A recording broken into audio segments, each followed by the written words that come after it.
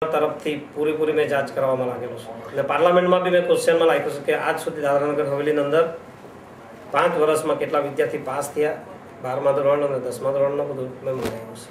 નટુભાઈ, હું વાત તમારી એકદમ સાચી છે કે દાદરાનગર હવેલીની અંદર જ્યારે 80% આદિવાસી છે એ ગરીબ જનતા તમામ હોસ્પિટલની અંદર ફ્રીમાં ટ્રીટમેન્ટ થવા જોઈએ। જ્યારે અહીંયા પૈસા લેવાય છે, હું તો તમને આમ કહું છું કે પૈસા લેતા બંધ કરાવવામાં માંગુ છું અને તમામ લોકોને ફ્રીમાં ટ્રીટમેન્ટ થાય અને ગરીબ લોકોને પૂરેપૂરી સુવિધા મળે। કે હું મારે જીતીને પણ મને 40 દિવસ થયા છે, એટલે હું હોસ્પિટલમાં પોતે જાઉં, ચેક કરું, એના પર કડક પગલાં લેવાનું કામ આપણે કરશું।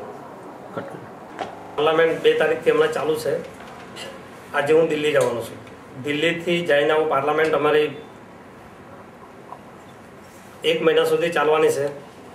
1 મહિના પછી તમામ દાદરા નગર હવેલીના જેટલા બી પાડા છે, 120 પાડા છે, અને તમામ વર્ડ વાઇઝ મીટિંગ ગામે ગામ ફરીને લોકોની જે સમસ્યા, તમામ સમસ્યાનો હલ અમે ગામમાં જ જઈને કરશું।